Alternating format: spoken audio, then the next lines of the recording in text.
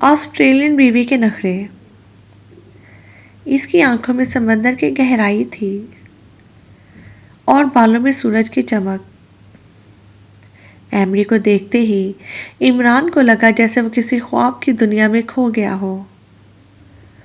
Sydney کی اس شام میں جب ہوا میں نمکین خوشبو تھی اور بندرگاہ پر جہازوں کی گھنٹیاں بج رہی تھیں، عمران نے پہلی بار اپنے ہونٹوں پر انگریزی کے الفاظ ڈھونڈے۔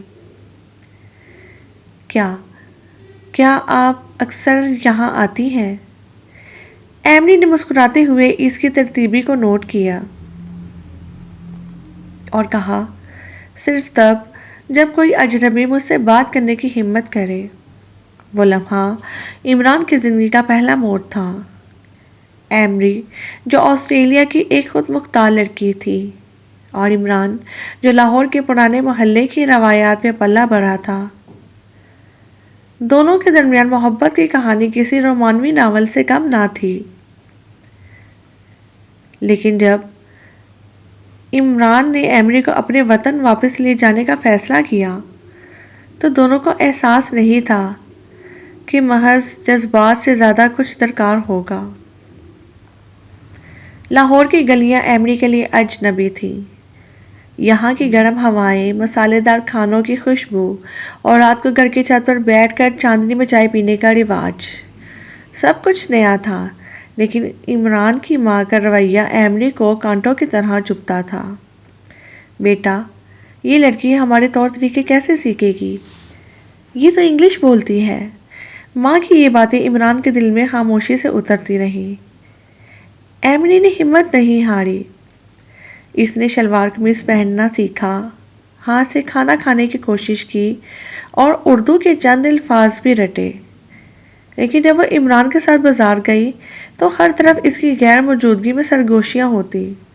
دیکھو عمران کی آسٹریلین بیوی، کیا نخرے ہیں اس کے، کسی نے کہا تو کسی نے اس کے بالوں کے سنہری رنگ پر تنقید کی۔ ایمری نے عمران کی طرف دیکھا مگر وہ خاموش رہا۔ یہ خاموشی ان کے درمیان پہلی دیوار بن گئی۔ پھر ایک دن ایسا آیا جب ایمری نے لاہور کی گرمی سے تنگ آ کر کہا، کیا تم مجھے سمندر نہیں دکھا سکتے؟ یہاں تو صرف ریت اور دھوپ ہے۔ عمران حیران ہو کر کہا، لیکن تمہیں تو سڈنی کا سمندر یاد آ رہا ہوگا۔ ایمری کی آنکھوں میں آنسو تھے۔ نہیں، مجھے وہ عمران یاد آ رہا ہے جو میرے لیے سمندر بن جاتا تھا۔ عمران کو احساس ہوا کہ وہ ایمری کو کھو رہا ہے۔ اس نے فیصلہ کیا کہ وہ اپنی نوکری چھوڑ کر ایمری کو سڈنی واپس لے جائے گا۔ لیکن جب وہ ایمری کو یہ بتائے گا تو اس نے اچانک کہا، نہیں، میں اب یہیں رہنا چاہتی ہوں۔ عمران حیران رہ گیا۔ ایمری نے بتایا کہ وہ حاملہ ہے۔ یہ خبر گھر میں خوشی کی لہر لے آئی، مگر عمران کی ماں کا رویہ وہی تھا۔ ہماری اولاد کو انگریزی نہیں سیکھنی چاہیے، وہ بار بار کہتی۔ ایمری نے پہلی بار عمران کے سامنے احتجاج کیا، یہ میرا بچہ ہے، میں چاہوں گی تو اسے ڈینگو آسٹریلوی جنگلی کتا کے بارے میں بھی بتاؤں گی۔ عمران نے دونوں کو سمجھانے کی کوشش کی مگر وہ خود کو ایک جنگ میں پھنس گیا۔ جب بچے کی پیدائش کا وقت آیا تو ایمری ہسپتال میں تنہا تھی۔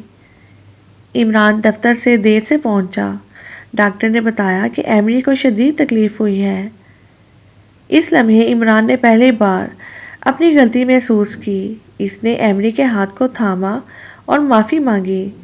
تم نے مجھے کبھی سمجھنے کی کوشش نہیں کی، ایمری نے کمزور آواز میں کہا۔ تمہاری محبت میں شرطیں تھیں، میری محبت بے شرط تھی۔ بچہ ایک لڑکا تھا۔ جب عمران نے اسے پہلی بار گود میں لیا تو اس کی آنکھوں میں ایمری کی طرح سمندر تھا۔ ماں باپ بننے کا تجربہ دونوں کو بدلنے لگا۔ عمران نے ایمری کو لاہور کی گلیوں میں گھمانا شروع کیا، اسے شاعری سکھائی اور خود اردو کے بجائے انگریزی میں گیت گانے لگا۔